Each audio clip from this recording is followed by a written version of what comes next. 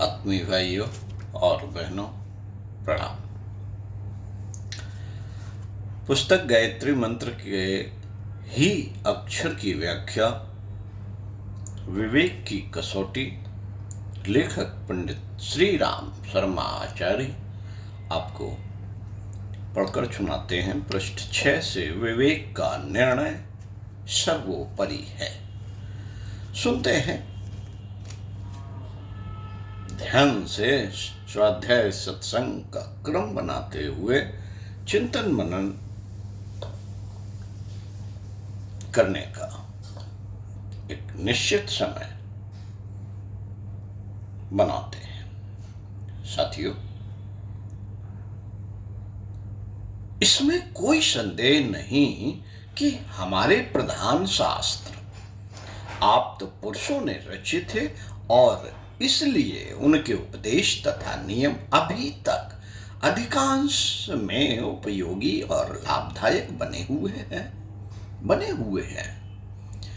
पर एक तो समय के परिवर्तनों के कारण और दूसरे शास्त्राकारों में अनेक विषयों पर मतभेद होने के कारण यह आवश्यक हो जाता है कि हम शास्त्रों का आदेश समझने के साथ ही उनकी जांच अपने विवेक से भी कर लें। ऐसा किए बिना अनेक बार धोखा हो जाने की संभावना रहती है। बड़े बड़े धर्मवक्ता आपने देखे होंगे और उनके व्याख्यान सुने होंगे। सोचना चाहिए कि उनके शब्दों का अनुकरण उनका हृदय कहां तक करता है। वे अपने अंतःकरण के भावों को यदि स्पष्टतया प्रकट करने लगे तो आप निश्चय समझिए कि उनमें से अधिकांश लोगों को नास्तिक कहना पड़ेगा। वे अपनी बुद्धि को चाहे जितनी भगतिन बनावे, वह उनसे यही कहेंगे कि किसी पुस्तक में लिखा है या किसी महापुरुष ने कहा है, इसलिए मैं उस पर बिना विचार किए विश्वास क्यों करूं। बिना विचारे विश्वास क्यों करूं।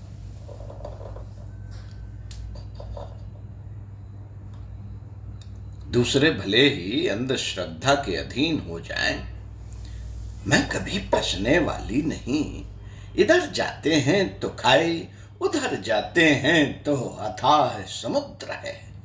यदि धर्मोपदेशक या धर्म ग्रंथों का कहना माने तो विवेचक बुद्धि बाधा डालती है और न मानो तो लोग उपहास करते हैं। न मानो तो लोग उपहास करते हैं। ऐसी अवस्था में लोग उदासीनता की शरण लेते हैं। जिन्हें आप धार्मिक कहते हैं, उनमें से अधिकांश लोग उदासीन अथवा तटस्थ हैं और इसका कारण धर्म पर यथार्थ विचार न करना ही है। धर्म की उदासीनता यदि ऐसी बढ़ती ही जाएगी और धर्माचरण के लाभों से लोग अनभिज्ञ ही बने रहेंगे तो धर्म की पुरानी इमारत भौतिक शास्त्रों के एक ही आघात से हवाई किले की तरह नष्ट भ्रष्ट हो जाएगी। भौतिक शास्त्र जिस प्रकार विवेक बुद्धि की भट्टी से निकलकर अपनी सत्यता सिद्ध करते हैं, उसी प्रकार धर्मशास्त्रों को भी अपनी सत्यता सप्रमाण सिद्ध कर देनी चाहिए। ऐसा करने पर बुद्धि के तीव्र ताप से यह धर्म तत्व गलपच भी जाएंगे और तो भी हमारी कोई हानि नहीं है। जिसे आज तक हम रत्न समझे हुए थे वह पत्थर निकला। उसके नष्ट होने पर हमें दुख क्या।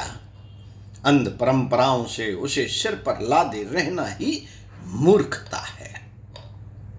ऐसे संदिग्ध पत्थरों की जहां तक हो सके शीघ्र ही परीक्षा कर व्यवस्था से लगा देना ही अच्छा। मित्रों, यदि धर्म तत्व सत्य होंगे तो वे भट्टी में कभी न जलेंगे, उल्टे वे ही असत्य पदार्थ भस्म हो जाएंगे जिनके मिश्रण से सत्य धर्म में संदेह होने लगते हैं। आग में तपने से सोना मलिन नहीं किंतु अधिक उज्जवल हो जाता है। विवेक बुद्धि की भट्टी में सत्य धर्म को डालने से उसके नष्ट होने का कोई भय नहीं है, किंतु ऐसा करने से उसकी योग्यता और भी बढ़ जाएगी तथा उसका उच्च स्थान सर्वदा बना रहेगा। पदार्थ विज्ञान और रसायन शास्त्रों की तरह धर्मशास्त्र भी प्रत्यक्ष प्रमाणों से सिद्ध करना चाहिए। यदि कर्मेंद्रियों की अपेक्षा ज्ञानेंद्रियों की योग्यता अधिक है तो जड़ भौतिक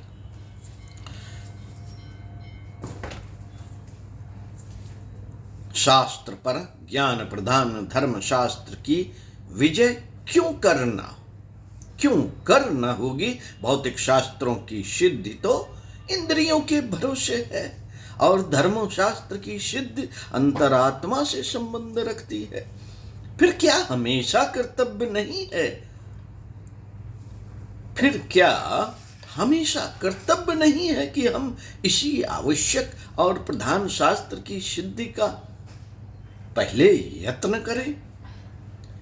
जो यह कहते हैं साथियों, जो यह कहते हैं कि धर्म को विवेक बुद्धि की तराजू पर तौलना मूर्खता है, वे निश्चय अदूरदर्शी हैं। मान लीजिए कि एक ईसाई किसी मुसलमान से इस प्रकार झगड़ रहा है, मेरा धर्म प्रत्यक्ष ईश्वर है, ईसा ने कहा है। मुसलमान कहता है मेरा भी धर्म ईश्वर प्रणीत है। इस पर ईसाई जोर देकर बोला, तेरी धर्म पुस्तक में बहुत सी झूठी बातें लिखी हैं। तेरा धर्म कहता है कि हर एक मनुष्य को सीधे से नहीं तो जबरदस्ती मुसलमान बना। यदि ऐसा करने में किसी की हत्या भी करनी पड़े तो पाप नहीं है। मोहम्मद के धर्म प्रचारक को स्वर्ग मिलेगा। मुसलमान ने कहा, मेरे धर्म में जो कुछ लिखा है सो सब ठीक लिखा है। ईसाई ने उत्तर दिया, ऐसी बातें मेरे धर्म पुस्तक में नहीं लिखी हैं, इससे वे झूठी हैं। इस प्रकार के प्रश्नोत्तर से दोनों को लाभ नहीं पहुंचता। एक दूसरे की धर्म पुस्तक को बुरी दृष्टि से देखते, इससे वे निर्णय नहीं कर सकते कि किस पुस्तक के नीति तत्व श्रेष्ठ हैं। यदि विवेचक बुद्धि को दोनों काम में लाएं तो सत्य वस्तु का निर्णय करना ठीक ना होगा। किसी धर्म पुस्तक पर विश्वास न होने पर भी उसमें लिखी हुई किसी खास बात को यदि विवेचक बुद्धि स्वीकार कर ले तो तुरंत समाधान हो जाता है। हम जिसे विश्वास कहते हैं वह भी विवेचक बुद्धि से ही उत्पन्न हुआ है। साथियों,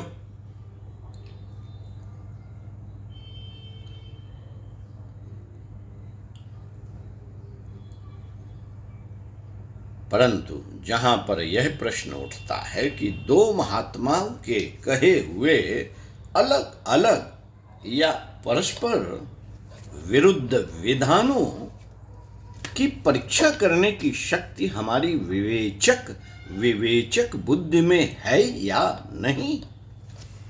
यदि धर्मशास्त्र इंद्रियातीत हो और उसकी मीमांसा करना हमारी शक्ति के बाहर का काम हो तो समझ लेना